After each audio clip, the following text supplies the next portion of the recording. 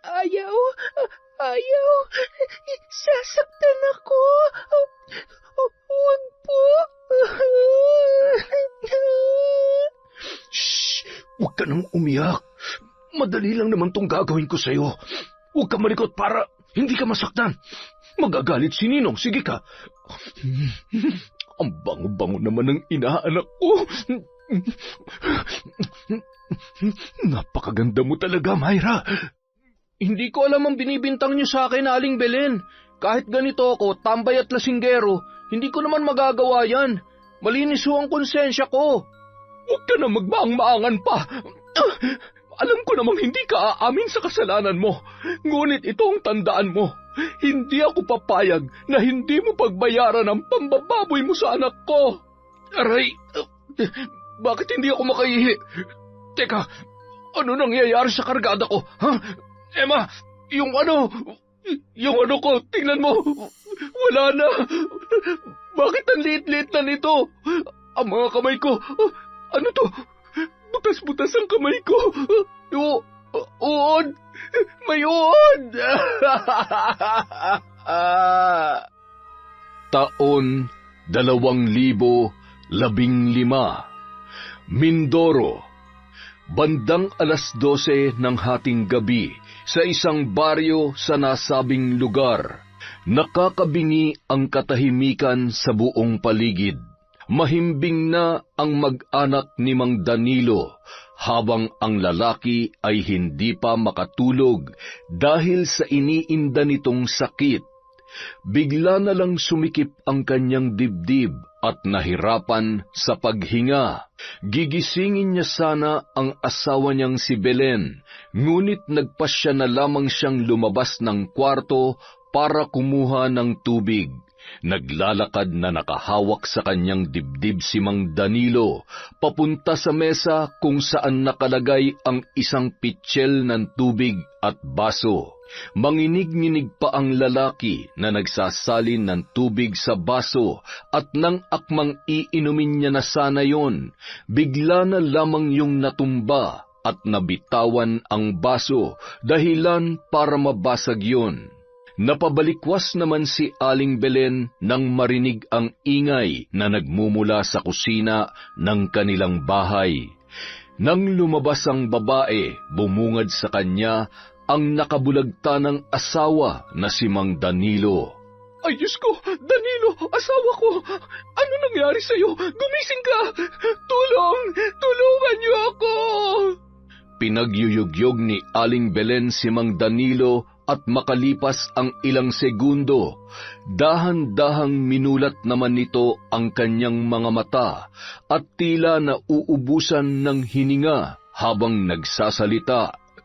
Asawa ko, ikaw na ang bahala sa mga anak natin.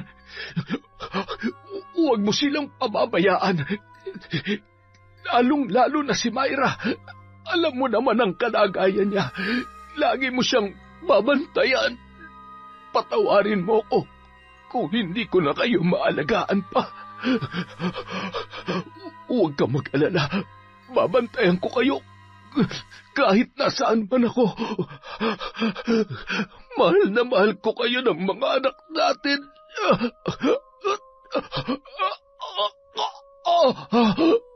Huwag kang magsalita ng ganyan, Danilo. Dadalhin kita sa ospital. Hindi ka pa mamamatay. Hindi mo kami pwedeng iwan. Lumaban ka. Pakiusap, huwag mo kaming iiwan ng mga anak mo. Hindi ko kaya na mawala ka sa buhay namin. Danilo! Asawa ko!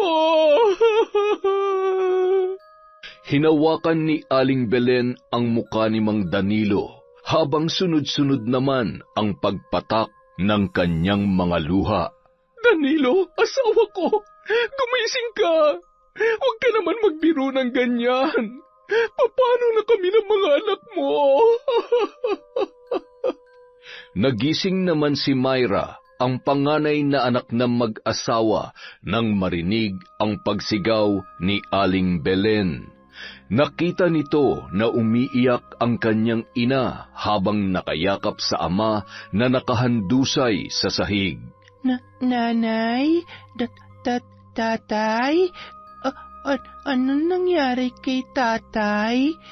Bakit siya natutulog dyan, nanay? Hindi maunawaan ni Myra ang nangyayari ng mga oras na yon sapagkat may kondisyon sa pag-iisip ang dalagita. Parang bata yon kung kumilos at magsalita. Nagsimula na rin itong umiyak nang patuloy sa paghagulgol ang kanyang ina. Lumapit ang dalaga at niyakap ang ina na patuloy pa rin sa pagpatak ang mga luha. Myra, anak, wala nang tatay mo. Patay na siya. Iniwan niya na tayo. Patay ng tatay? Bakit po? Tulog lang ang tatay. Gising. Tatay, gising na. Mahirap man maintindihan ni Myra ang lahat, ngunit pinaliwanag pa rin ni Aling Belen sa anak ang mga nangyayari. Kinaumagahan, habang inaasikaso ni Aling Belen ang burol ng kanyang asawa at hinihintay ang mag-eembalsamo, pansamantalang nakalagay sa isang katre ang bangkay ni Mang Danilo. Kung pagmamasdan, para lamang yung mahimbing na natutulog, bigla na lamang nilapitan yun ni Myra at niyugyog ang katawan ng kanyang ama. Tatay, gising na. Bangon na kayo. Laro na tayo dun sa labas. Tatay naman, bakit ayaw bumangon? Gagalit si Myra. Sige na, tatay. Labas tayo.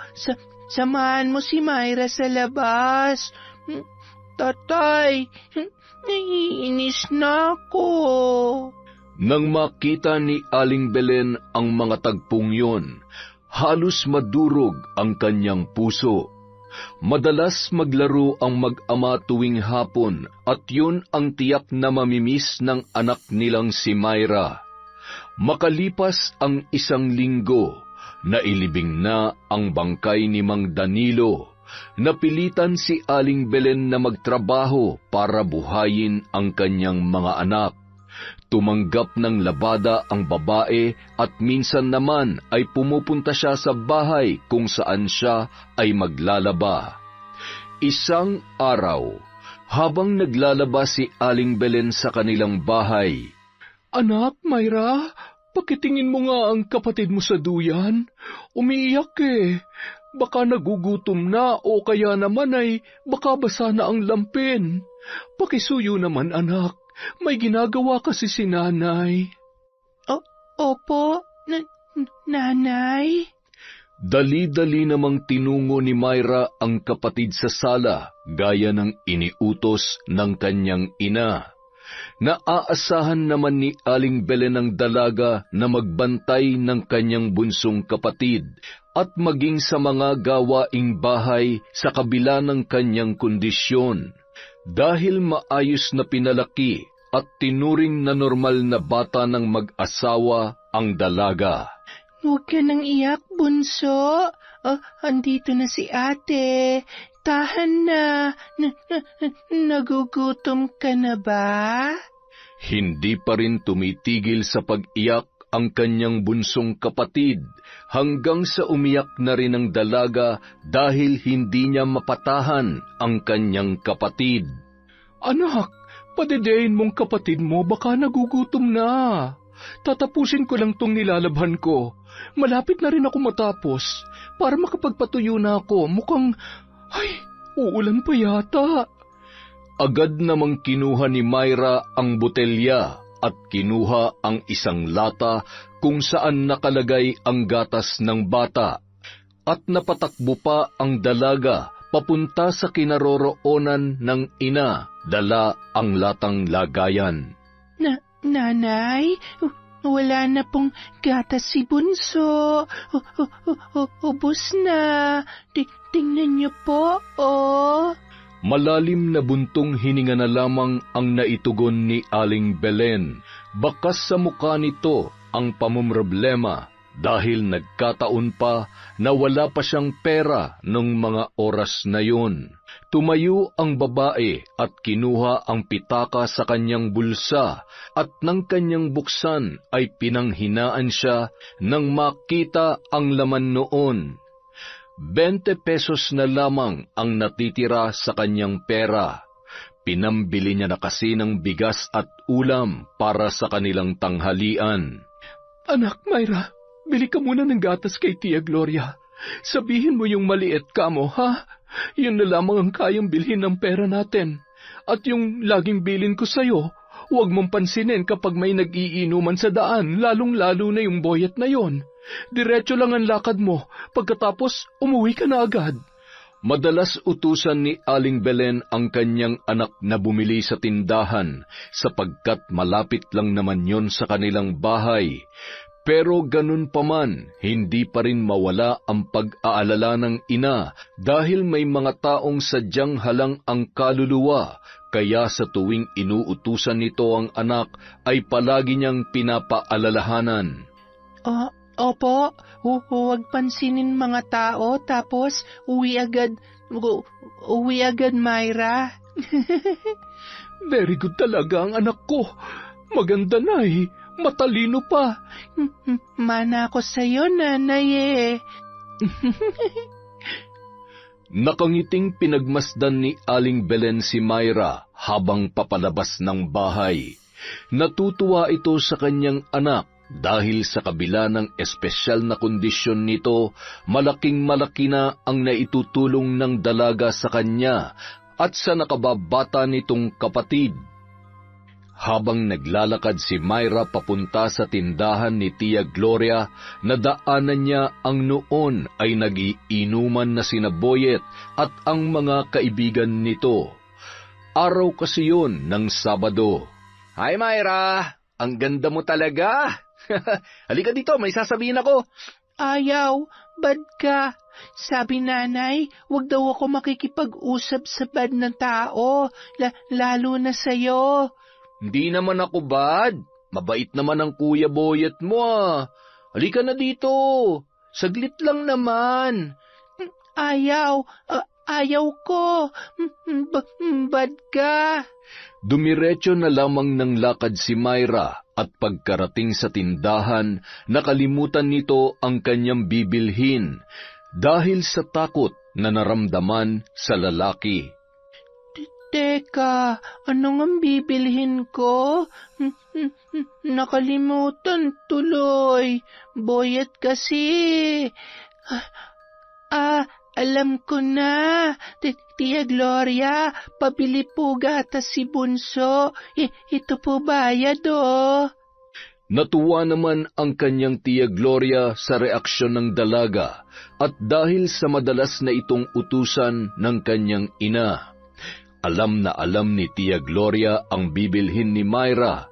Bago umalis yun, ay pinaalalahanan naman ito ng tindera na mag-iingat at huwag papansinin ang mga nag-iinuman sa kanto dahil batid nito na mukhang hindi pagkakatiwalaan ang mga yon, lalong-lalo na si Boyet.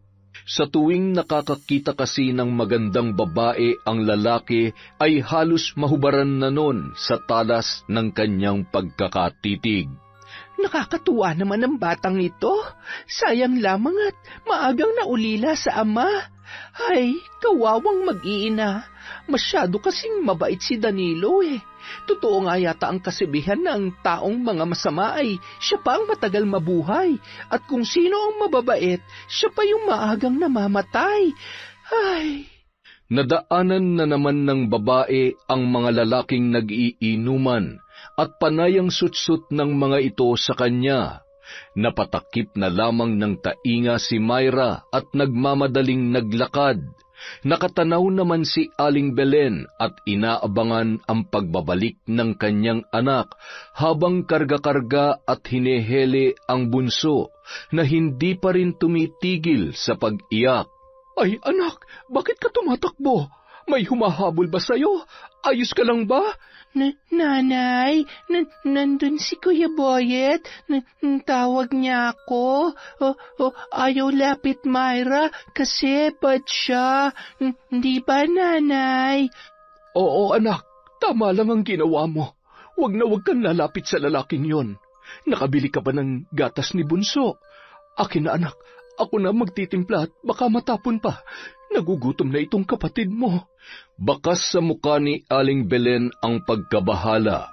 Kung pwede lang sana na huwag niyang palabasin ng bahay ang anak dahil maaaring malagay sa peligro ang buhay nito, lalo na sa mga walang hiyang lalaki na walang ibang alam gawin kundi ang magpakalulong sa bisyo at magpakalunod sa alak.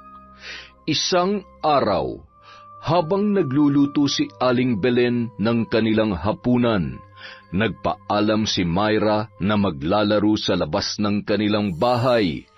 Ayaw niya sanang payagan yun sapagkat hindi niya ito mababantayan, ngunit mapilit ang anak at umiiyak na yon.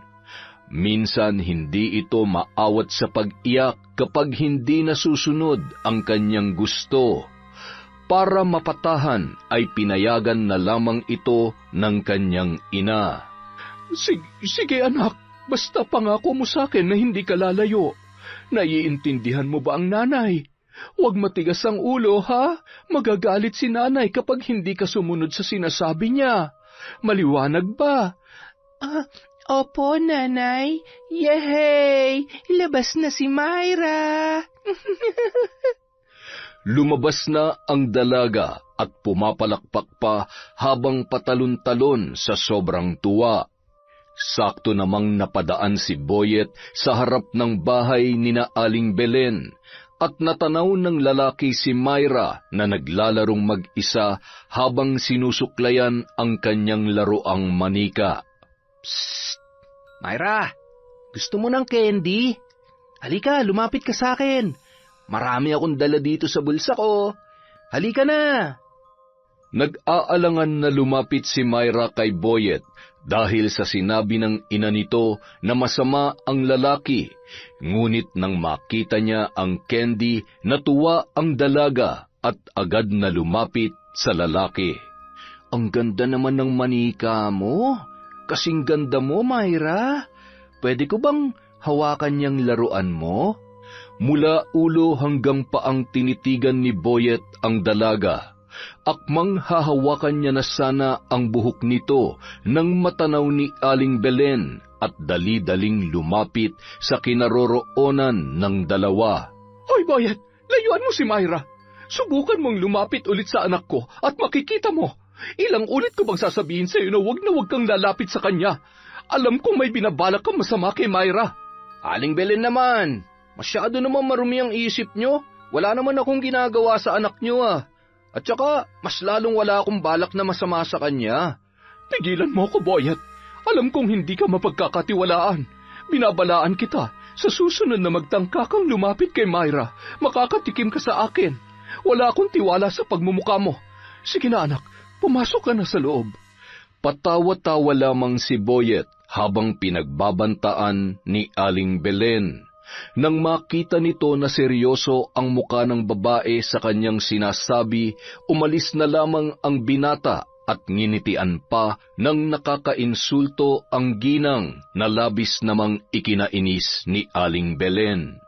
Hindi rin maiwasan na sisihin ni Aling Belen ang sarili na hinahayaan na maglarong mag-isa ang anak. Mas lalo niyang naalala ang kanyang asawa dahil nung nabubuhay pa yon, palagi niyang binabantayan si Myra.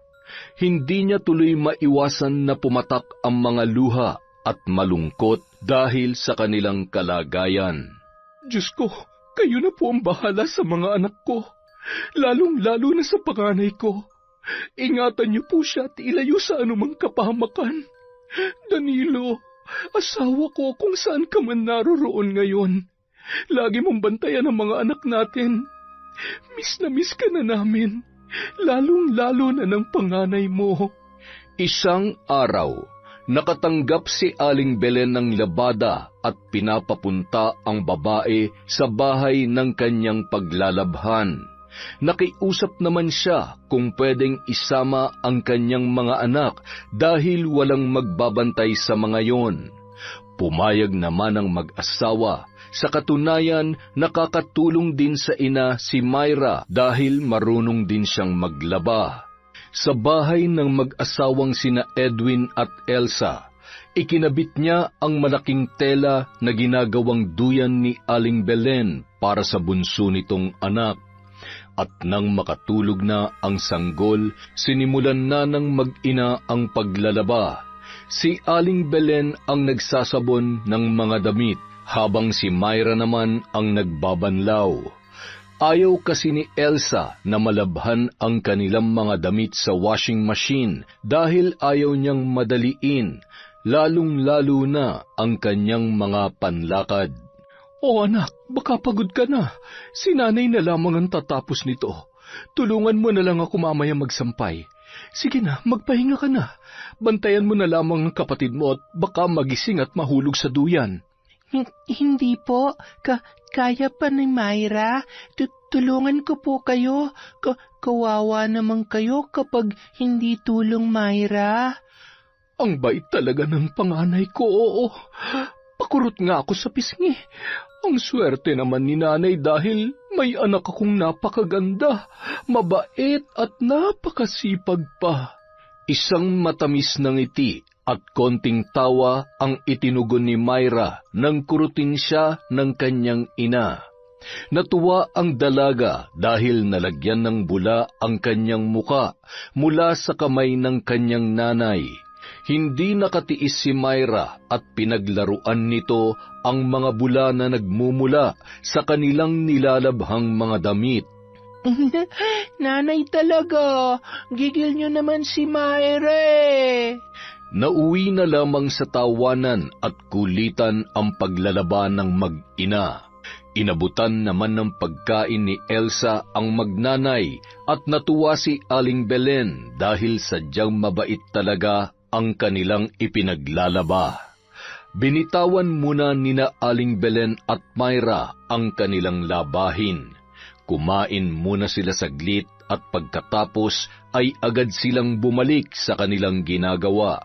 Samantala, nakatanaw naman si Mang Edwin at malagkit na titig ang tinugon kay Myra na nooy nagsasampay ng kanilang nilabhang damit.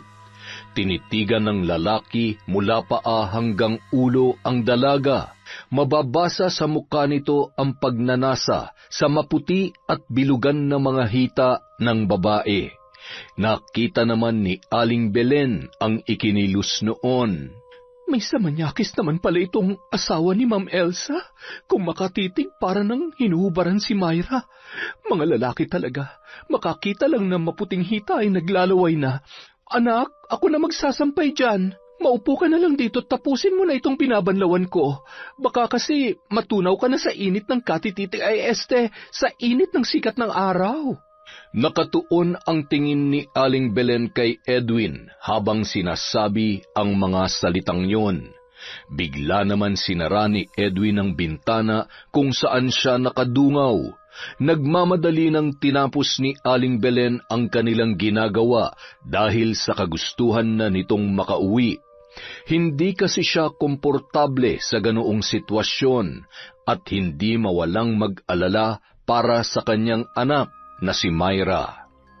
Pagkatapos mayabot ni Elsa ang bayad ay agad nang nagpaalam si Aling Belen. Habang karga-karga ang bunso at bitbit naman ni Myra ang ginamit nilang duyan. Sige po, ma'am. Aalis na po kami. Maraming salamat po. Ngumiti naman si Elsa habang si Edwin ay umiiwas ng tingin kay Aling Belen.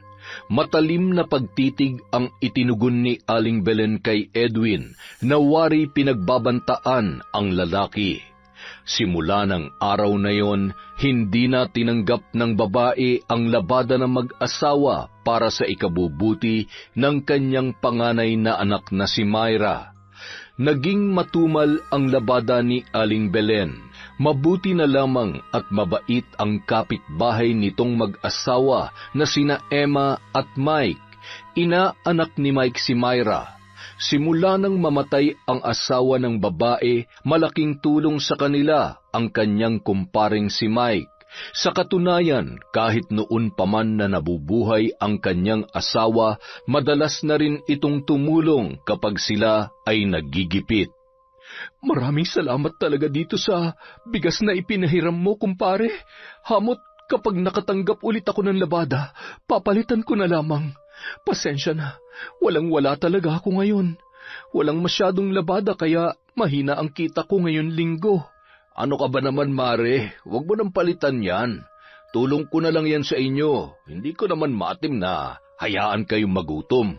Kawawa naman ang mga anak mo kung hindi makakakain. Lalong-lalo na itong inaanak kong napakaganda. Ay, salamat talaga, pare. Sobra-sobra na itong naitulong ninyo sa amin. Ipaglalaba ko na lamang kayo bilang kabayaran sa mga tulong nyo mag-asawa. Wag na, Mare. Hindi naman ako humihingi ng kapalit sa mga binibigay ko sa inyo eh.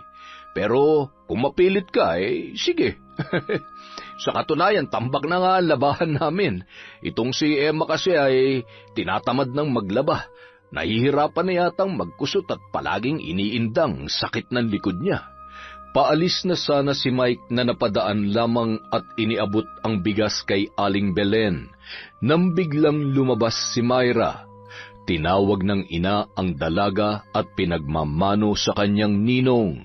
Dahan-dahan namang lumapit si Myra habang pinipilipit ang buhok nito na nakatirintas at agad na nagmano sa lalaki. Napakaganda naman ng inaanak ko. Ay, sandali lang. Muntik ko na makalimutan. Meron nga pala akong ibibigay sa'yo. Oh, ito, Myra. Para sa'yo yan, ha? Wow! Chocolate! Tuwang-tuwa si Myra at pasayaw-sayaw pa habang papasok sa loob ng bahay. Habang hindi naman mawaglit ang tingin ni Mike sa kanyang inaanak. Habang nagdadalaga ang babae ay mas lalo itong gumaganda. Ikaw talaga, kumpare. Palagi mong ini-spoil yung inaanak mo.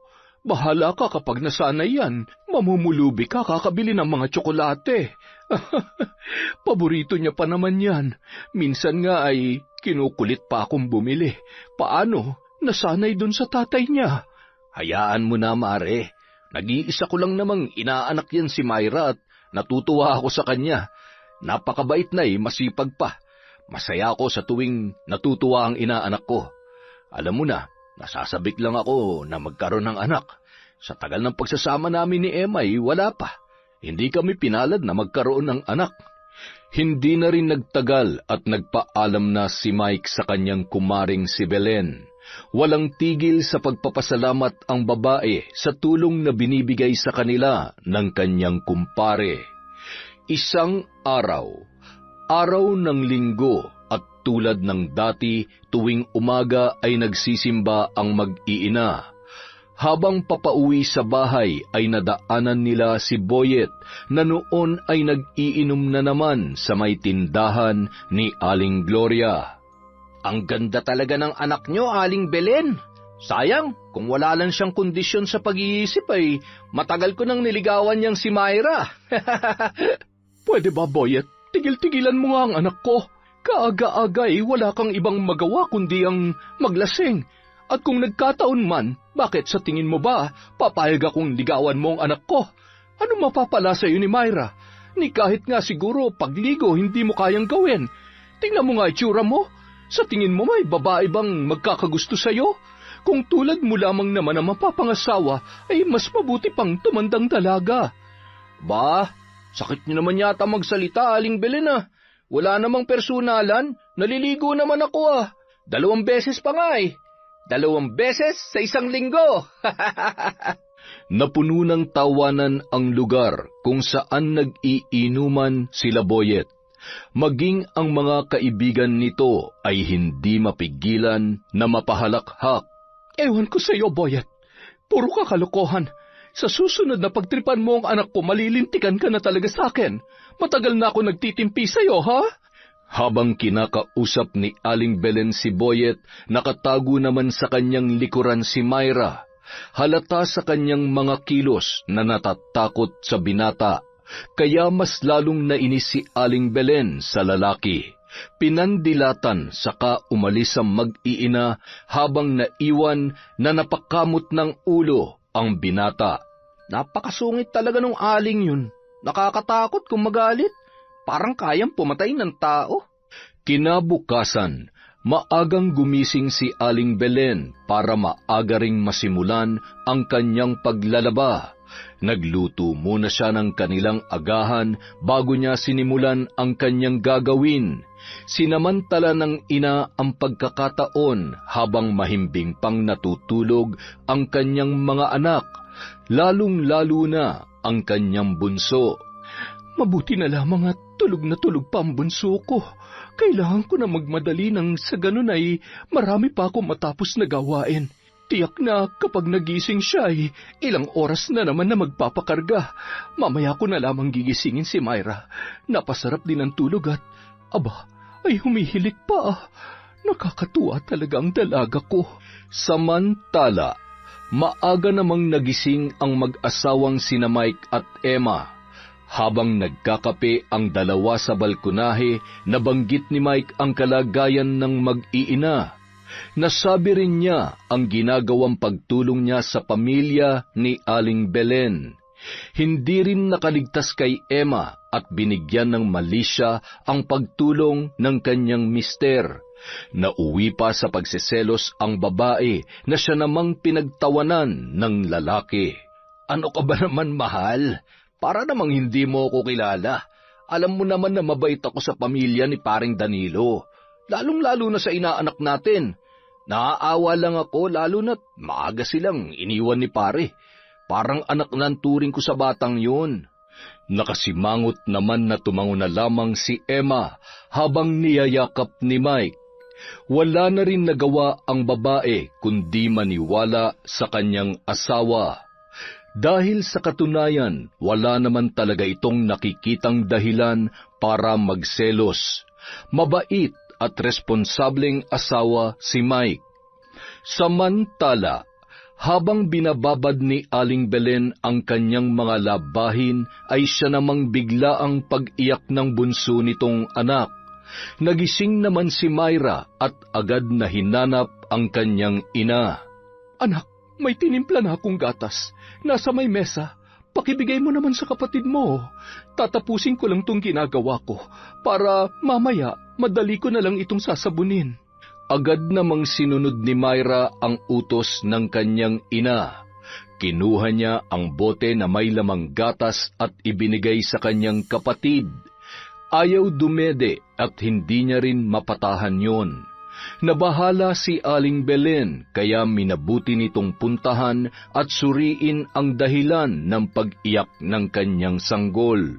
Ipinunas sa kanyang suot na shorts ang mga bula sa kanyang kamay at agad na tumungo sa loob ng silid. Ay Diyos ko anak, inaapoy ka ng lagnat. Anong gagawin ko? Tarantang kinuha ni Aling Belen ang kanyang bag at binuhat ang kanyang bunsong anak. Nagmamadali palabas ng bahay habang karga ang bunso at hila-hila si Myra. Dumiretso sila sa bahay ni na Mike at humahangos pa ito ng malalim nang sila ay makarating. Si Myra naman hindi na nakapagsalita, ngunit mababakas sa mukha nito na naguguluhan sa nangyayari.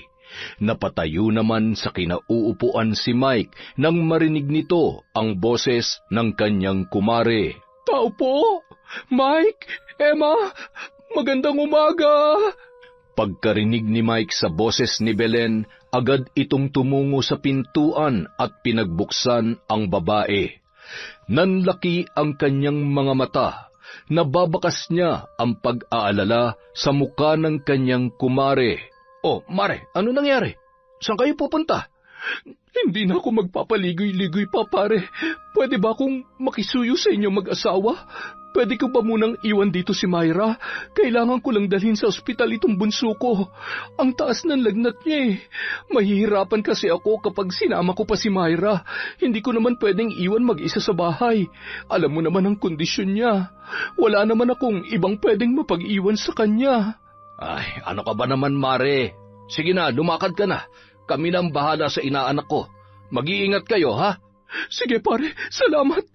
Anak, dito ka lang muna sa ninong at ninang mo, ha? Tumango-tango na lamang si Myra. Kahit ganoon ang kondisyon ng dalaga ay madali rin naman itong nakakaintindi. Habang kinakausap ni Mike si Myra, biglang natigilan sila nang marinig ang pagkulo ng tiyan ng babae. Oh, ay mukhang nagugutom na yata ang inaanak ko ah. Opo, nagugutom na po ako, Ninong. Gusto nang kumain ni Myra. Dahil napakaaga pa ng oras na yon ay hindi pa kumain si Myra kahit na makahigop man lamang ng kape, kaya ganoon na lamang ang gutom na kanyang nararamdaman. Halika sa kusina, kumain ka muna. Umupo ka rito. Sandali lang at ipagtitimpla kita ng gatas. Mukhang gutom na mga alaga mo dyan sa tiyan, ah. Alaga? May alaga po ako sa tiyan, Ninong. Paano po sila nakapasok dito sa tiyan ko?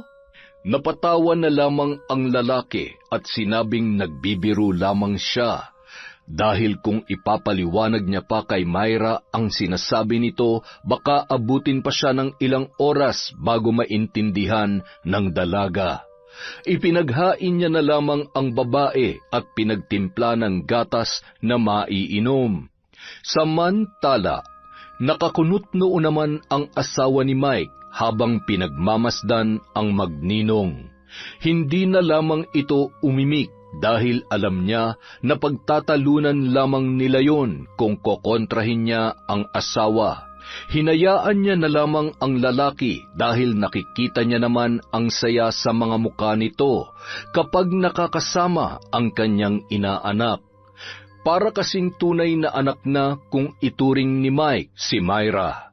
Sa kabilang banda, pagkababa ng tricycle na sinakyan ni Aling Belen ay tumungo na sila sa emergency room ng ospital at agad na pinatingnan ang kanyang anak. Mabuti na lamang at kaunti ang pasyente. Agad na naasikaso ng mga nurse na naka-duty ang kanyang bunsong anak. Kinailangan i-confine ang bata dahil sobrang taas ng lagnat nito. Pagkatapos malagyan ng swero ay tinurukan ng gamot para bumaba ang lagnat ng sanggol. Huwag na po kayo mag-alala, Nanay. Hindi naman po gaanong malala ang sakit ng anak nyo. Mabuti na lamang at naidala nyo agad sa ospital at agad na nabigyan ng gamot pampababa ng lagnat. Kailangan po muna namin siyang obserbahan ng ilang oras. Kung maayos naman po ang resulta ng lab niya, makakauwi rin po kayo mamayang hapon. Dahil sa sinabi ng nurse, natitiyak ni Aling Belen na gagabihin na siya ng uwi.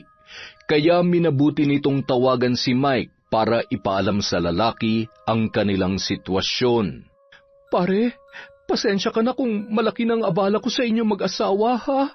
Baka gabihin kaming makauwi. Kailangan pa daw obserbahan ng bunso ko bago kami makalabas. Ikaw munang bahala sa inaanak mo, ha? Pasensya na talaga. Sobrang nahihiya na ako sa inyo, lalo na sa asawa mo. Pero wala talaga akong pwedeng ibang pagkatiwalaan na magbabantay kay Myra eh. Salamat ha. Pakisabi na rin kay Maring Emma. Mabait naman yan si Myra kaya hindi mahirap bantayan. Kailangan lang talaga may magtingin-tingin sa kanya. Baka lumabas ng bahay at pumunta sa kung saan. Ano ka ba naman, Mare? Huwag mo na intindihin yan.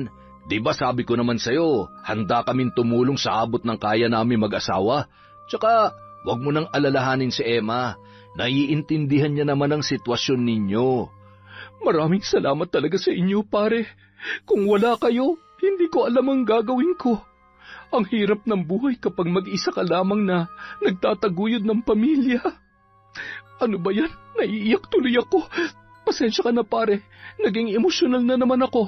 Ay teka, nandyan ba si Myra? Pwede ko ba siyang kausapin? Ay, teka, sandali lang mare. Tatawagin ko lang ha.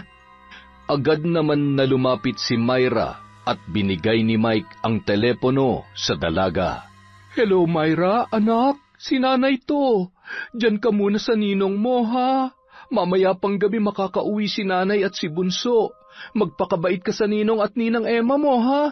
Susundin mo mga sasabihin nila sa'yo. Huwag matigas ang ulo. Opo, nanay. Oh, sige na. Ibigay mo ng telepono sa ninong mo. Mike, maraming salamat pare ha. Dadaanan ko na lamang siya dyan mamaya pag pauwi na kami.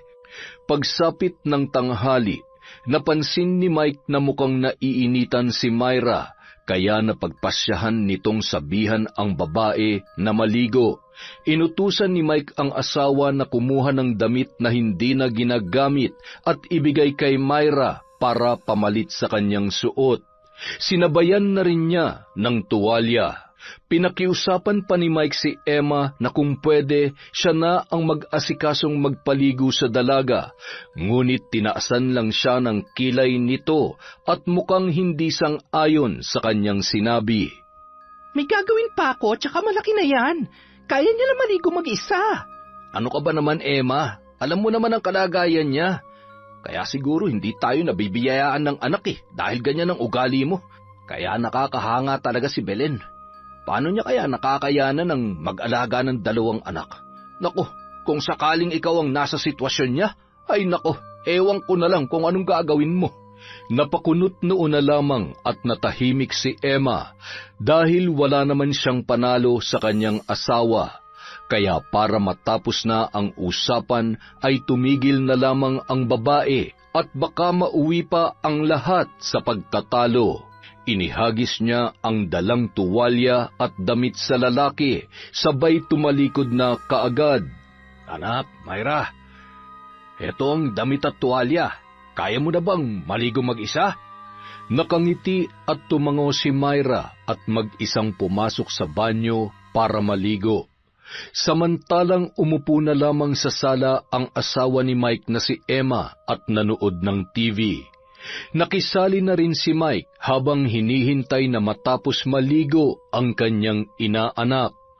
Pagkatapos maligo ni Myra, kinuha nito ang nakasabit na tuwalya at pinulupot sa kanyang katawan, saka lumabas ng banyo at tumungo sa sala. Tapos na po akong maligo. Sabay na napalingon ang mag-asawa at napalunuklaway si Mike habang nakatingin kay Myra. Napatitig ang lalaki sa bilugan at maputing binti ng dalaga. Nakatulala at hindi makagalaw sa kanyang kinauupuan.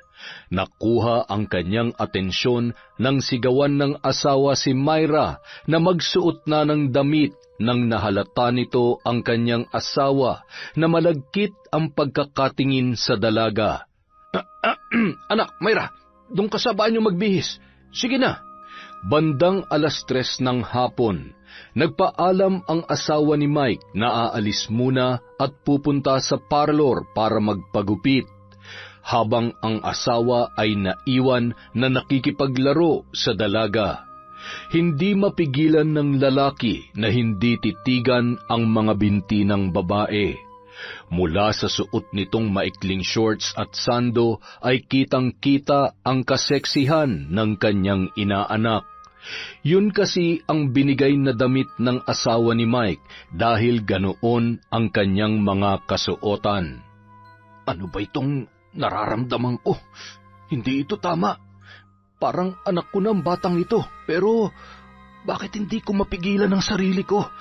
Ay, siraulo ka talaga, Mike. Pati ba naman ang dalagang walang kamuwang-muwang pinagnanasahan mo?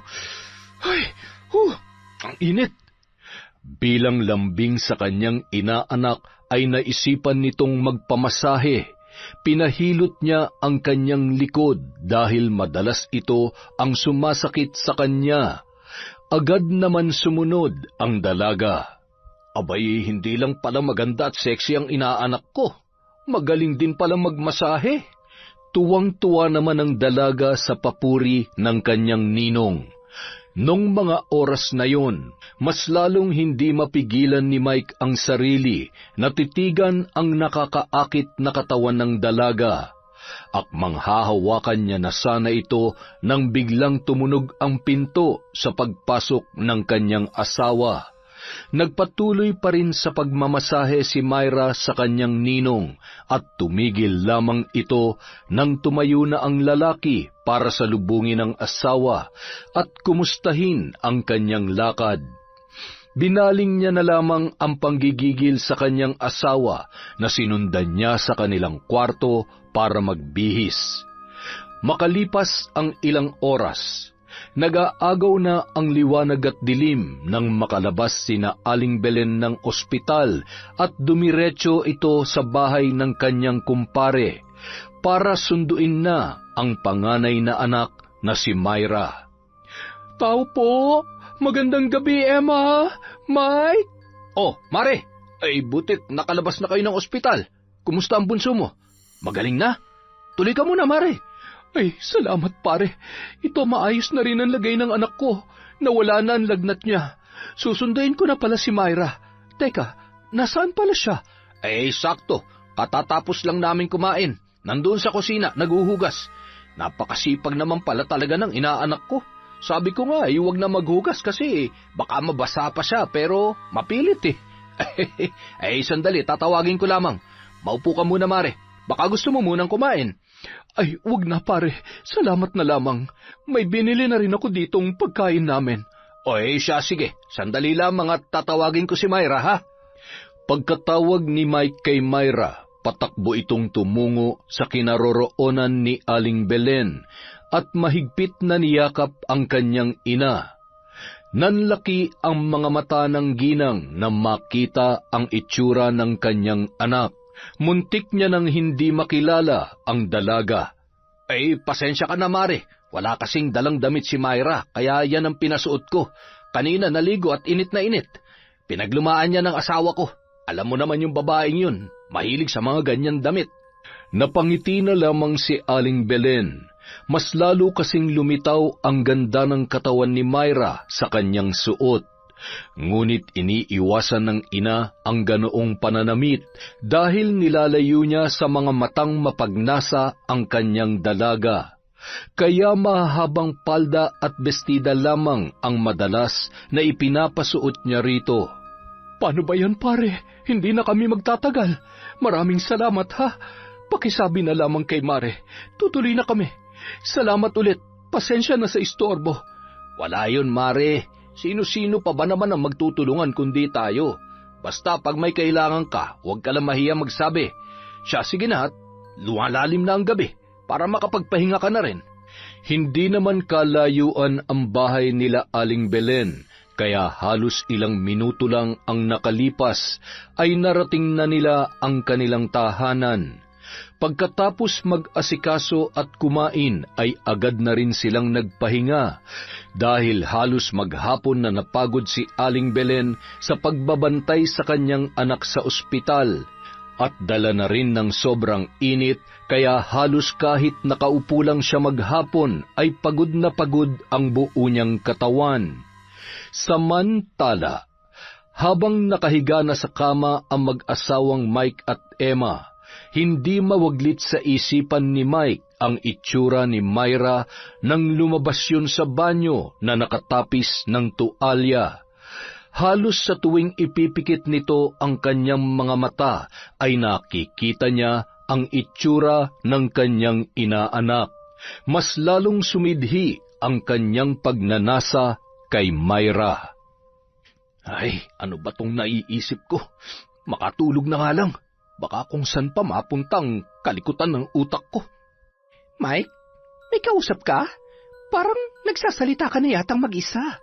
Huwag mo sabihin na nananaginip ka. Hindi ka pa naman natutulog. Kanina ka pa hindi mapakali dyan, ah. Wala, may naalala lang ako. Sige na, matulog na tayo. Kinaumagahan, Pagbukas ng bintana ni Aling Belen ay bumungad sa kanya si Boyet, na nooy napadaan at pasuray-suray na pasilip-silip sa kanilang bahay, na wari mo ay mayroong hinahanap. Mukhang papauwi pa lamang ito at inabot na ng umaga sa kakainom at lasing na lasing. Mabilis na kinuha ni Aling Belen ang anirola at sabay na sinaboy ang laman kay Boyet, na halos humaba na ang leeg sa kasisilip sa may bintana. Saktong tumama ito sa muka ng lalaki at nahimasmasan ng maamoy ang ihi na sumambulat sa kanyang muka. Ay, lintik, anong... Aling Belen naman, bakit niyo naman ako sinabuyan ng ihi niyo? Ang panghi! Mukhang amoy ihi ng matanda.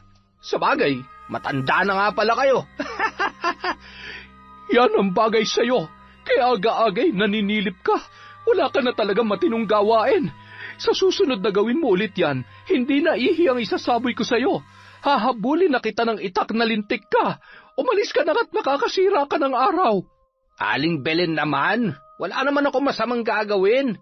Pauwi na ako't napadaan lang dito, tapos... Ay nako, huwag ka na magpaliwanag. Umalis ka na at baka nakikita mo tong hawak ko, ha? Ano? Isang araw, sa hindi inaasahang pangyayari ay nagkasakit ang asawa ni Mike, dahilan para matambak ang kanilang labahan. Hindi rin yon maasikaso ng lalaki dahil abala ito sa kanyang trabaho. Kaya naisipan niya na makiusap kay Aling Belen na kung pwede ay ipaglabas sila. Ay, ano ko ba naman pare? Pwedeng-pwede, para kahit papaano ay mabayaran ko naman ang mga tulong na ibinibigay mo sa amin. Hindi na nag-aksaya pa ng oras si Aling Belen at agad na pumunta kasama ang dalawang anak sa bahay ng kanyang kumpare na si Mike. Nung araw ding yun, hindi pumasok sa trabaho ang lalaki para alagaan ang kanyang asawa. Agad na sinimulan na mag-ina ang paglalaba, habang nagsasampay si Myra ng mga naunang natapos ng kanyang ina. Basang-basa ang damit nito na halos dumikit na sa kanyang katawan ang suot na damit na lalong nagpalitaw sa kanyang kaseksihan. Ilang oras lang natapos na ang mag-ina sa paglalaba. Nang iabot ng kanyang kumpare ang bayad ay tumanggi si Aling Belen na kunin ang pera.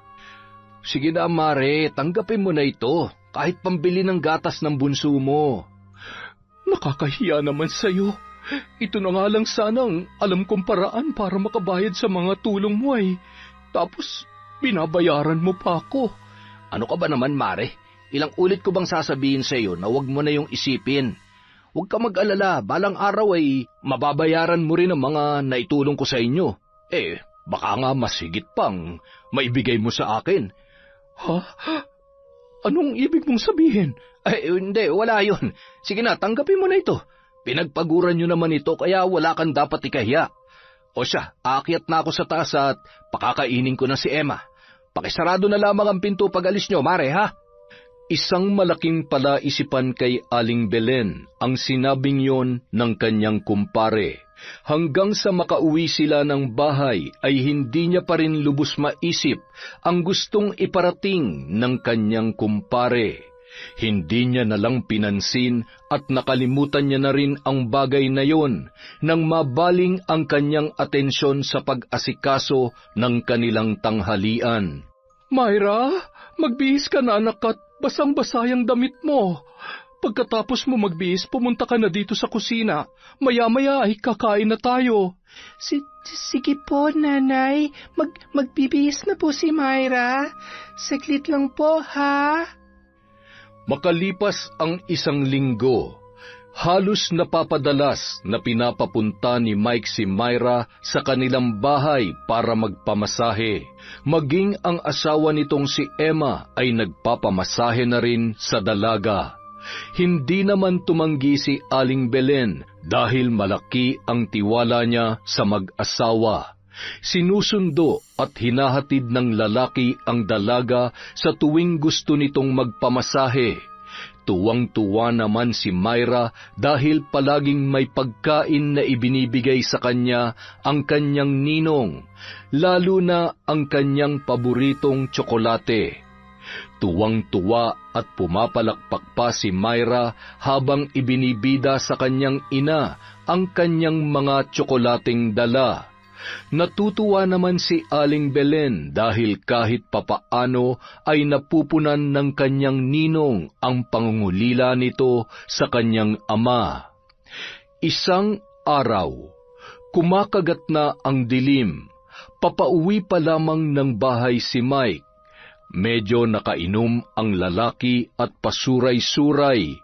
Nang mga oras ding yon ay papauwi na rin si Myra galing sa tindahan. Nagpumilit ang dalaga na lumabas at bumili ng gamot para sa kanyang ina na masakit ang ulo. Oh, Myra, anong ginagawa mo dito sa labas? Gabi na at bakit mag-isa ka lang? Masakit po ang ulo ni nanay, kaya binili po siya ng gamot ni Myra. Nang mga sandaling yun, dahil sa impluensya ng alak ay nanariwa sa ala-ala ni Mike ang mga araw na napapakagatlabi siya nang masilayan ang kaakit-akit na binti ng dalaga. Biglang may kung anong masamang hangin ang bumulong sa kanyang mga tainga na gawin ang isang bagay na ikapapahamak ng dalaga. Sumama ka sa akin, Myra. May pupuntahan tayo. Mabilis lang tayo. Saan po tayo pupunta, Ninong? Hahanapin ako ni nanay. Hindi yun. Mabilis lang naman tayo. Pangako yan. Madami dun tsokolate. Hindi ba? Paborito mo yun? Dahil sa narinig ng dalaga, hindi na ito nag-usisa pa at sumama na sa kanyang ninong Mike. Medyo madilim na ang paligid kaya wala nang masyadong tao sa labas, kaya't walang nakakita sa kanila. Dinala ni Mike ang babae sa isang abandonadong bahay. Ano pong gagawin natin dito, Ninong? Nasaan po tayo? Shh! Huwag ka maingay. Baka may makarinig sa atin. Sige ka, may kaagaw ka na sa tsokolate. Hindi mag-iingay si Myra.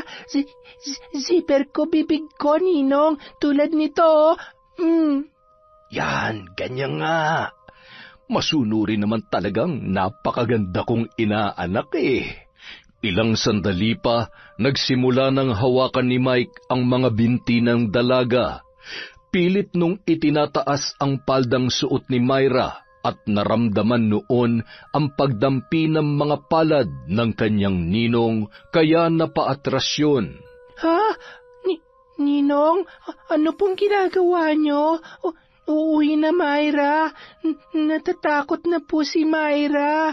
Mamaya na, maglalaro muna tayo. Tagu-taguan. Magtago ka, tapos hahanapin kita. Ha? Ayaw ni Myra. Madilim dito, Ninong. Uuwi na po si Myra. Akmang tatakbo na sana si Myra papalabas nang biglang hablutin ni Mike ang buhok nito. Nasaktan ng babae, dahilan para siya ay umiyak. Sorry na, huwag ka nang umiyak. Ikaw naman kasi, iiwan mo mag-isa si Ninong. Ayaw mo yatang makipaglaro kay Ninong eh. Patuloy niyang pinapakalma sa pag-iyakan dalaga habang hinimas-himas nito ang kanyang buhok. Samantala, napabangon sa pagkakahiga si Aling Belen nang mapansin na hindi pa dumarating ang kanyang anak. Bigla siyang kinabahan at bumilis ang pintig ng kanyang dibdib. Mabigat man ang kanyang ulo ay pinilit nitong lumabas para hanapin ang kanyang anak. Nagkataon naman na mahimbing nang natutulog ang kanyang bunso, kaya nagmadali siyang puntahan sa tindahan ang dalaga. Baka sakali na nandoon pa yon. Abay, kanina pa umuwi si Myra ah. Bakit? Wala pa ba sa bahay ninyo? Yun nga ang ipinagtataka ko. Halos mag-iisang oras na siya simula nung umalis sa bahay. Saan kaya pumunta ang batang yon? Ay, sige po at babalik na muna ako sa bahay, baka sakaling nakauwi na siya. Bumalik na lamang ng bahay si Aling Belen. Nagbabaka sakali na nandoon na si Myra, ngunit mas lalong tumindi ang kanyang kabang nararamdaman nang makalipas ang ilang minuto ay wala pa rin yon. Nakisuyo siya sa kanyang kapitbahay na bantayan muna ang kanyang bunsong anak at hahanapin niya ang nawawalang si Myra. Samantala, Ayaw ko. Sasaktan ako. Huwag po, Ninong. Shh! Huwag ka nang umiyak. Madali lang naman tong gagawin ko sa'yo. Huwag kang malikot para hindi ka masaktan. Magagalit si Ninong, sige ka. Ang bango-bango naman talaga ng inaanak ni Ninong. Napakaganda mo talaga, Myra. Hindi man lamang nakapanlaban ang dalaga at naisagawa ni Mike ang masamang balak nito sa kanya. Halos mawalan ng malay si Myra dahil sa sakit na nararamdaman sa maselang bahagi ng kanyang katawan. Maging ang kanyang mga binti ay hindi niya rin maigalaw. Ba't ka, Ninong? Sinaktan mo, Myra. Sumbong kita kay nanay. Huwag mong tatangkain na magsumbong sa nanay mo. Kung hindi, papatayin ko siya. Lalo na yung bunso mong kapatid. Naintindihan mo ba ako? Samantala, hindi magkamayaw sa paghahanap si Aling Belen. Halos lahat ng tao na kanyang nakasalubong ay napagtanungan niya na, ngunit wala ni isa sa kanila ang nakakita sa kanyang anak. Diyos ko, nasaan na ba ang batang yon? Wala naman sana masamang nangyari sa kanya. Anak, Myra, kung nasan ka man ngayon, anak ko, umuwi ka na. Sinubukan ni Aling Belen na humingi ng tulong sa mga opisyal ng barangay. Naghiwa-hiwalay ang mga yon sa paghahanap sa nawawalang si Myra. Makalipas ang ilang oras, nagpasya na munang umuwi ng bahay si Aling Belen. Nagbabaka sakali na sa mga oras na yon ay nakauwi na ang dalaga. Nang makarating siya ng bahay, biglang nanlumo ang babae nang makita ang anak na magulo ang buhok at napakadungis ng itsura. Hindi niya na rin ininda ang kanyang sakit ng ulo dahil nangibabaw na sa kanya ang pag-aalala para kay Myra. Diyos ko, anak ko, saan ka magaling? Anong nangyari sa'yo? Bakit ganyan ang itsura mo? Sino may gawa nito sa'yo, ha? Anak, magsalita ka! Wala ni isang salita na lumabas sa bibig ni Myra. Agad na pumasok yun sa loob ng kwarto. Nakatulala at nanginginig pa rin ang buo niyang katawan. Tumutulo ang luha habang nilinisan ni Aling Belen ang madungis na katawan ng dalaga. Pinalitan niya rin ang suot na damit noon at palda. Nanginginig ang kamay ni Aling Belen nang makita ang dugo sa pribadong kasuotan at kulay puting palda ng dalaga. Hindi maaari. Sino may gawa nito sa iyo, anak ko? Hayop! Mapapatay ko siya! Anak, patawarin mo si nanay! Patawarin mo ko! Nang gabing yon, tumungo sa bahay nila ang ilang opisyal ng barangay at nagpasalamat naman si Aling Belen sa tulong at pagmamalasakit ng mga yon.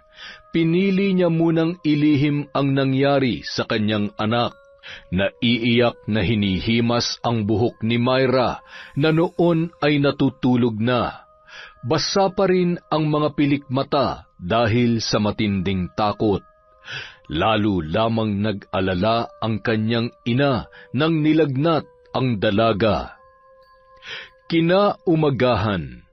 Anak, tumingin ka kay nanay.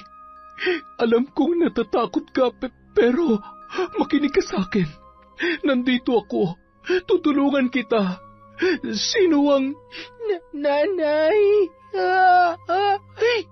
Ayaw! Papatayin niya! Papatayin niyo tayo, nanay! Anak, hindi totoo yan. Tinatakot ka lamang niya. Sige na, sabihin mo na ang totoo. Hihingi tayo ng tulong sa mga pulis at tutulungan nila tayo. Sakit, nanay. Masakit po. Pilit niya ako, nanay. Umiiyak ang dalaga habang tinuturo ni Myra ang maselang parte ng kanyang pagkababae. Parang dinudurog ang puso ni Aling Belen dahil sa nangyari sa kanyang panganay na anak. Hindi na yon pinilit pa ng ginang dahil mas lalo lamang yung mahihirapan at matatakot. Sa pagkakataong yon, isa lang ang pumasok sa utak ni Aling Belen na maaaring gumawa noon sa dalaga. Si Boyet, ang tanging naiisip niya na may masamang motibo sa kanyang anak.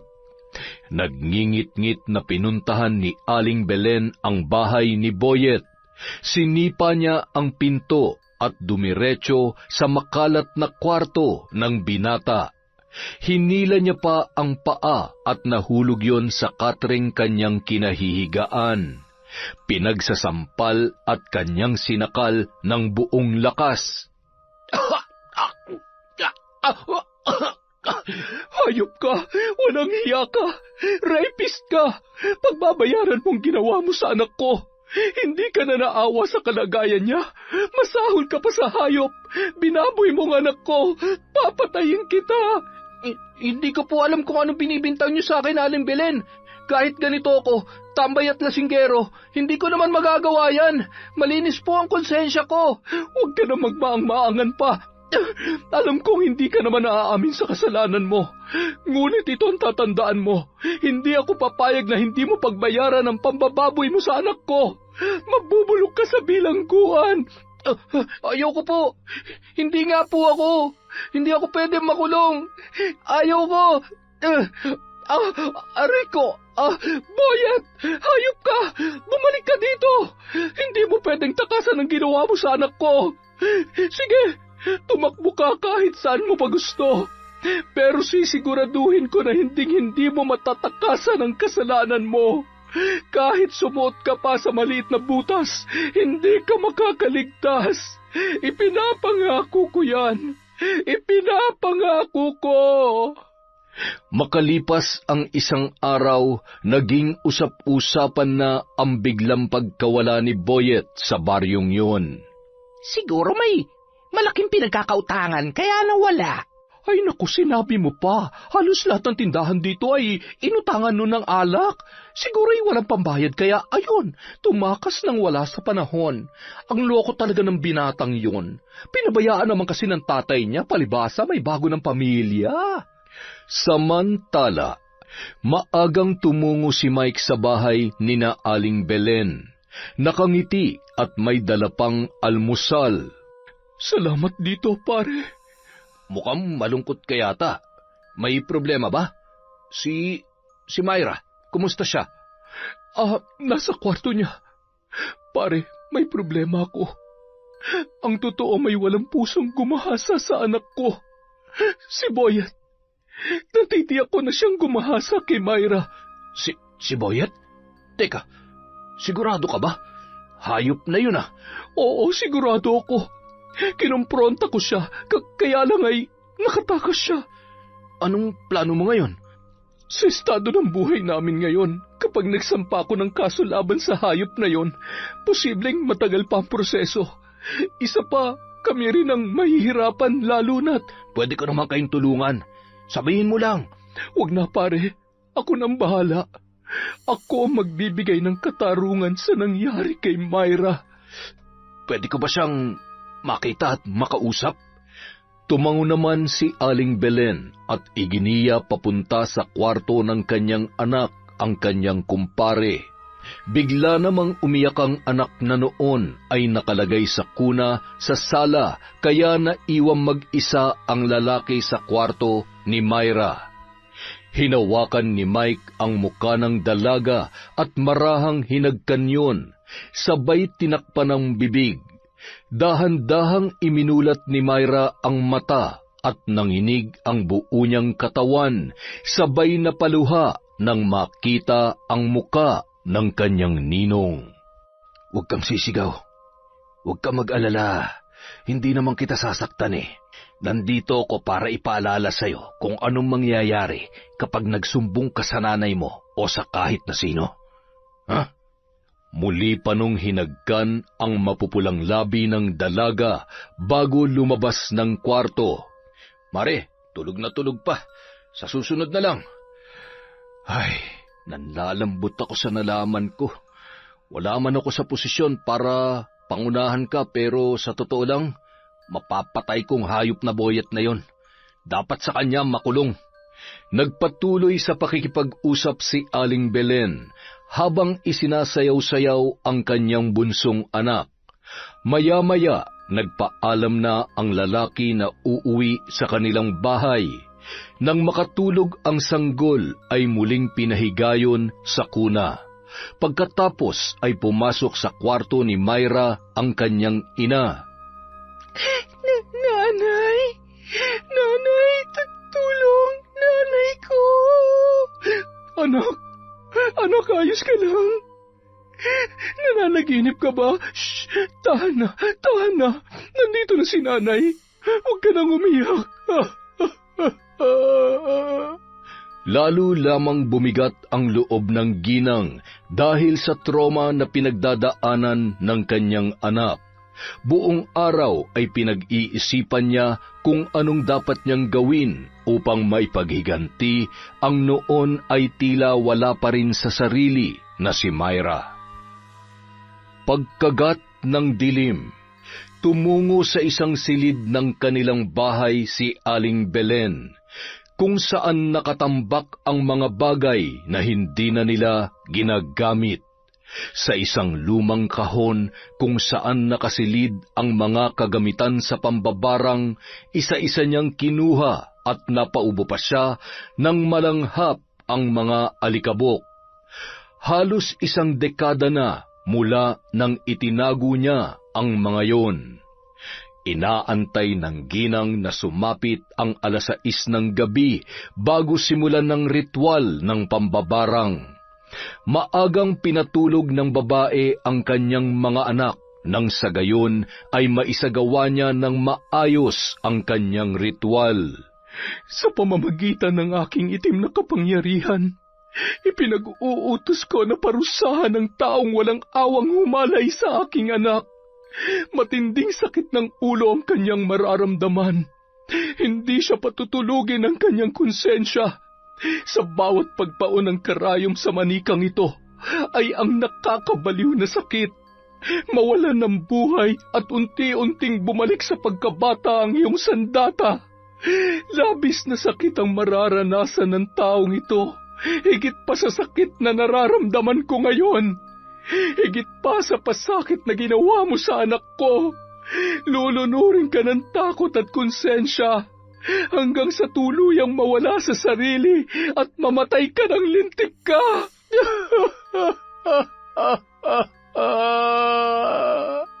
Samantala, sobrang alinsangan ang naramdaman ni Mike. Sa katunayan ay naligo pa yon pagkatapos maghapunan. Pagkahiga ay nagpaikot-ikot lamang yon sa kanyang higaan at hindi pa rin mapalagay.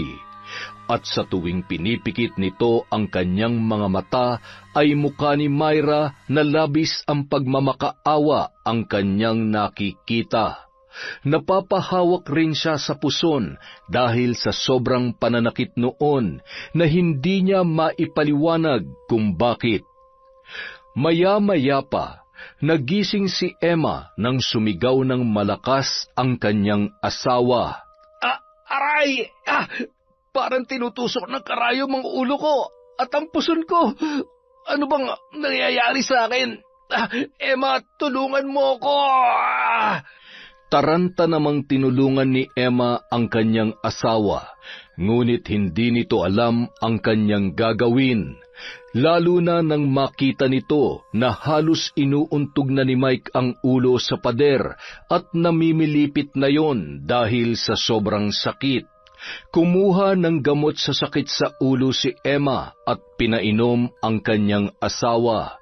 Hindi naman tumalab ang gamot, sa halip mas lalo pa yung lumala. Nakatulog na lamang yon sa kakaiyak. Kinaumagahan, nagising si Aling Belen dahil sa tumatawag sa labas ng kanilang bahay. Kasama nun ang matalik niyang kaibigan. Napakunot noo siya, sabay hinawakan ang muka ni Boyet at ang kamay noon. Wala man lamang yung bakas ng kanyang pambabarang. Aling Belen, pasensya na po kung tinakbuhan ko kayo noong nakaraan. Natakot po kasi ako eh. Pero handa po akong patunayan sa inyo na hindi talaga ako ang gumahasa kay Myra. Kasama ko po kahapon si Louie. Maniwala po kayo sa akin. Totoo po yun, Aling Belen. Crush niya po talaga si Myra, pero hindi niya naman po magagawa yung sinabi ninyo. Gago lang po yan, pero takot naman po yan makulong. Mukhang nagsasabi siya ng totoo. Hindi siyang nakatanggap ng sumpa. Ibig sabihin, sige na, makakaalis na kayo. Siguraduhin mo lamang na nagsasabi ka ng totoo. Tandaan mo, nakakamatay na ang pagsisinungaling ngayon. Tumango-tango na lamang ang dalawa at papaalis na sana yun nang biglang, kaya ko pong humarap sa anak niyo para patunayan na hindi po talaga ako ang... Ay, lintik! Sinabi ko nung umalis na kayo. Pinapaalis ka na nga eh. Humihirit ka pa. Teka lang ha. Gusto mo bang nasa na ba yung arinola ko? Ay, naku po Diyos ko. Ha, halika na. Dalian mo, Louie. Baka malason tayo dyan. Sige po, alis na po kami. Pagkaalis ni Boyet at ng kanyang kaibigan ay sinundan pa sila ng tingin ni Aling Belen. Habang nag-iisip at medyo naguguluhan, dinampot niya ang walis tingting at tumungo sa labas ng kanilang tarangkahan. Maya-maya, natanawan niya ang mga taong nagkukumpulan mula sa di kalayuan. Nilapitan sila ng ginang at nagbubulungan pa ang mga yun habang nakatanaw sa bahay nila Emma. Anong nangyayari? Bakit parang nagkakagulo sa bahay ni Emma? Abay, oo. Ang sabi ng kapitbahay kong albularyo ay mukhang binabarang daw. Ay, nakakatakot. Binabarang? Sino? Paano niya nasabing may kakaibang sakit ang dumapo kay Mang Mike at nakakaawa na raw ang itsura? Hindi makagalaw sa kanyang kinatatayuan si Aling Belen. Pinipilit nitong pagtagpi-tagpiin ang mga pangyayari. Bakit kay Mike dumapo ang barang na ginawa niya? O nagkataon lamang na dinapuan din ito ng sakit? Para makasiguro ang babae, minabuti niyang puntahan sa bahay ang lalaki para matiyak kung tama nga ang kanyang hinala. Nang makapasok siya sa bahay ni Mike, ay paalis na rin ang mga taong naroon. Nanlaki ang mga mata ni Aling Belen nang makita niya ang kalagayan ng kanyang kumpare. Hayop ka! Ikaw ang gumahasa sa anak ko! Anong pinagsasasabi mo, Mare? Bakit mo naman sa akin binibintangan nangyari sa anak mo? Alam mo naman na parang anak ko na si Myra at hindi ko kayang gawin yun sa kanya. Siguraduhin mo nagsasabi ka ng totoo dahil nasisiguro kong sarili mong kasinungalingan ang tatapos sa buhay mo. Pinaghahampas naman ni Emma ang asawa niya nang marinig ang mga sinabi ni Aling Belen. Mariin namang itinatanggi yun ni Mike at pinipilit ang kanyang asawa na huwag maniwala. Naguguluhan ng sobra si Aling Belen. Nagmamadaling umalis at umuwi ng bahay. Pagdating sa kanyang bahay ay mahinahon niyang kinausap ang anak at pinaamin kung ang ninong Mike nito ang gumawa noon sa kanya. Panginginig at pag-iyak lamang ang itinugon ng dalaga na isa lamang ang nais ipahiwatig. Ang lalaking pinagkatiwalaan niya ang humalay sa kanyang anak. Samantala, labis ang kaba na nararamdaman ni Mike dahil natitiyak niya na nabisto na siya ng kanyang kumare. Nagngingit-ngit sa galit habang nakakuyom ang kamao na bumalik si Aling Belen sa bahay ni Mike at isang malakas na sampal ang kanyang pinakawalan. Hayop ka! Paano mo to nagawa sa inaanak mo? Itinuring ka niyang ama tapos ikaw lang din pala ang sisira ng buhay niya. Wala kang puso. Hindi kita mapapatawad. Demonyo ka! Magdurusa ka! Teka, sandali. Patawarin mo ko, Belen. Hindi ko naman sinasadya.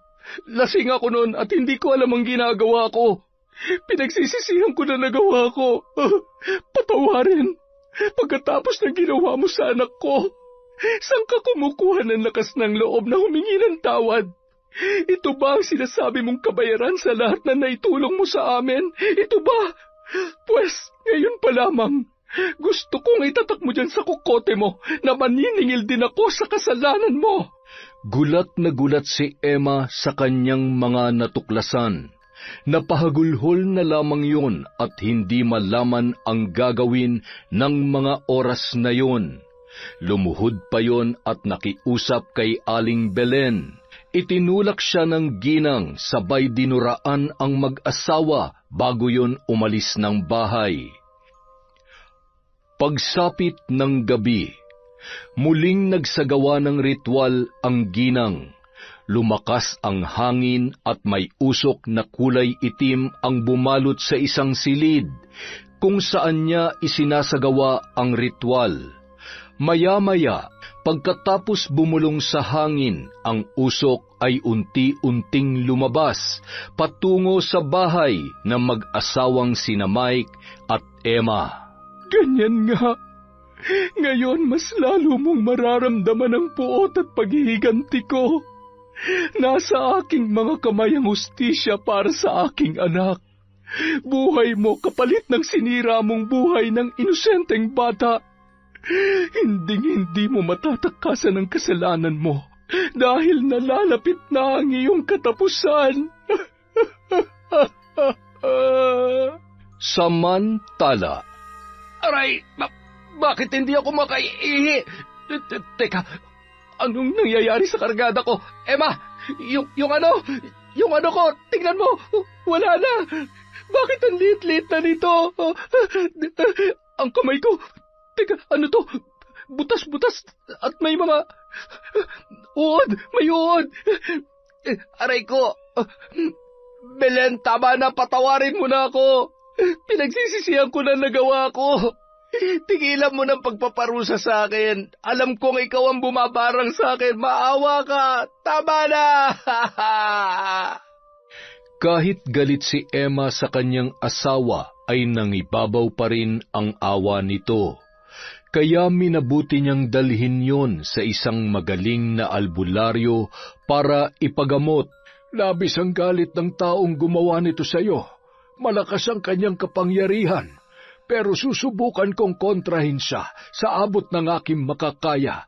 Gawin niyo po ang lahat para gumaling ako. Handa ako magbayad kahit magkano. Basta mabuhay lang po ako at bumalik sa normal itong...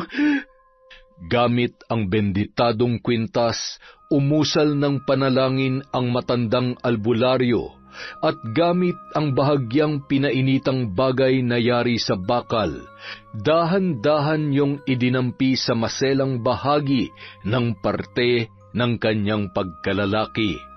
Napapahiyaw naman sa sakit ang lalaki sa bawat pagdampi noon.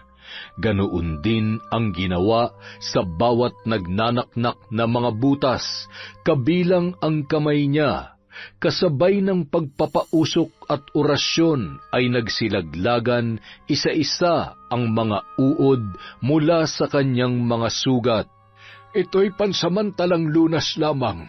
Hanggat hindi binabawi ng mambabarang ang sumpa, hindi ka tuluyang gagaling. Natitiyak ko na kahit humingi ka sa kanya ng tawad ay hindi ka patatawarin. Sukdulan ang galit sa puso ng taong ito. Pero kailangan mong subukan ng paulit-ulit, pakasakaling magkaroon ng puwang sa kanyang puso ang kapatawaran. Sa bisa ng orasyon ng manggagamot, naibsan ang sakit na nararamdaman ni Mang Mike, kaya kahit hindi man siya gumaling ay nagpapasalamat pa rin yon sa albularyo. Gayunpaman, hindi pa rin tuluyang nanunumbalik sa dating laki ang kanyang sandata.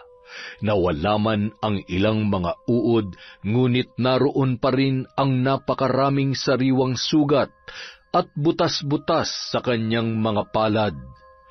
Nang makauwi ng bahay ang mag-asawa, agad na nakatulog si Mike sa sobrang antok na kanyang naramdaman.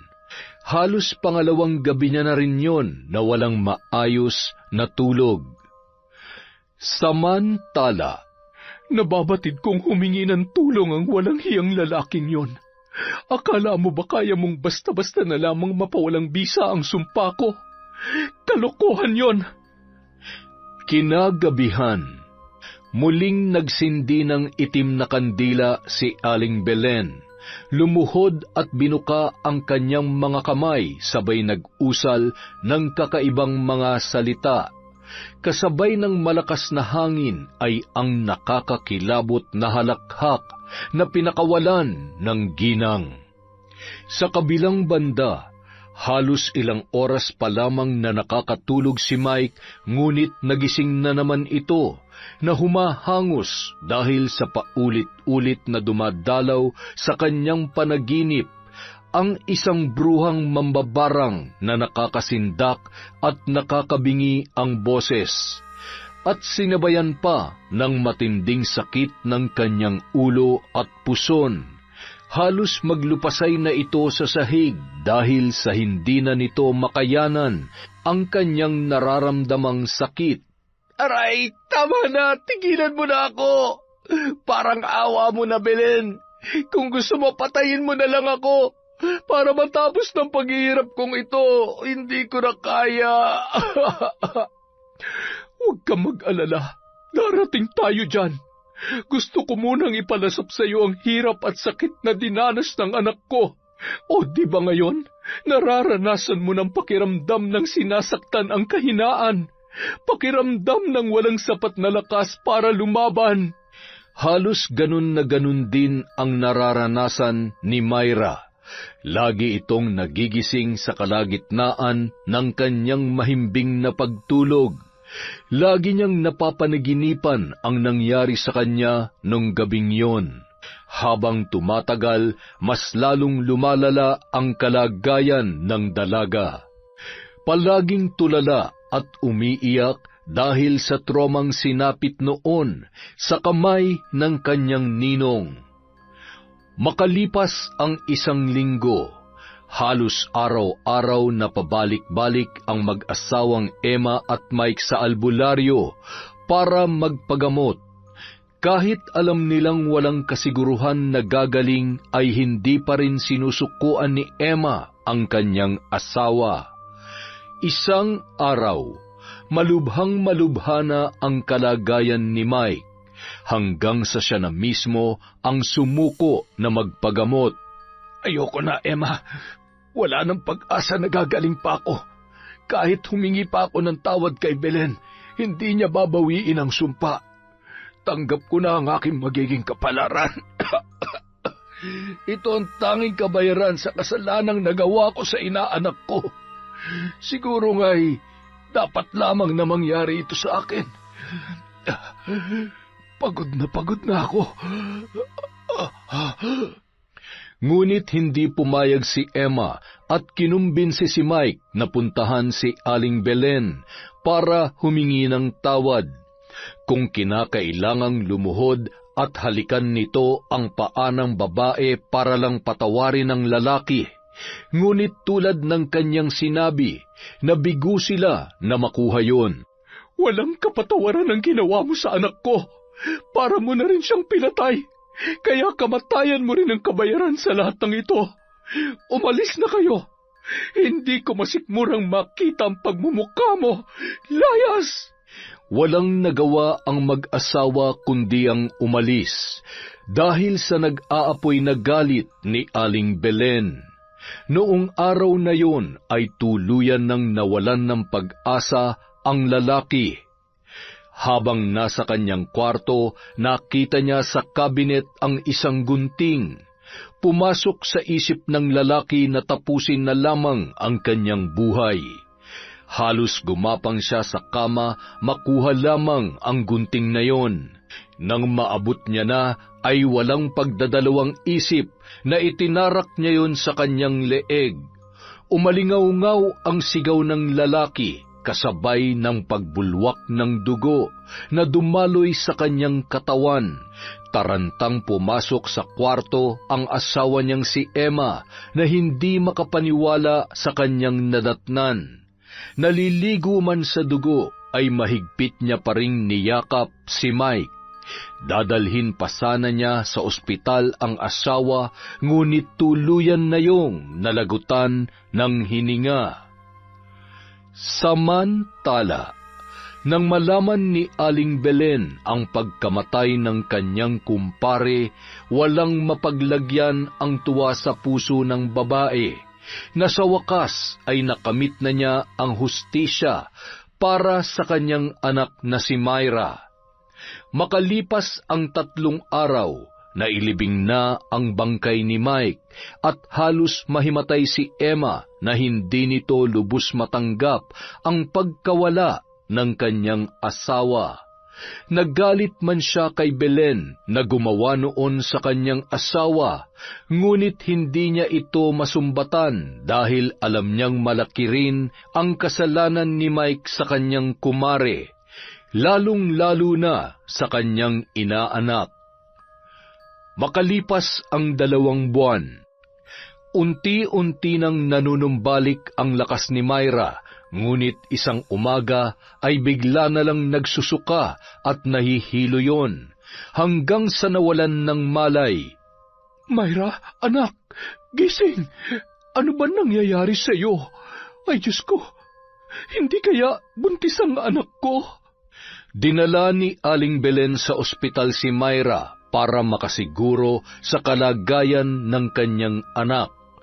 Tama nga ang kanyang hinala, dahil ayon sa doktor ay 2 buwan nang buntis ang dalaga.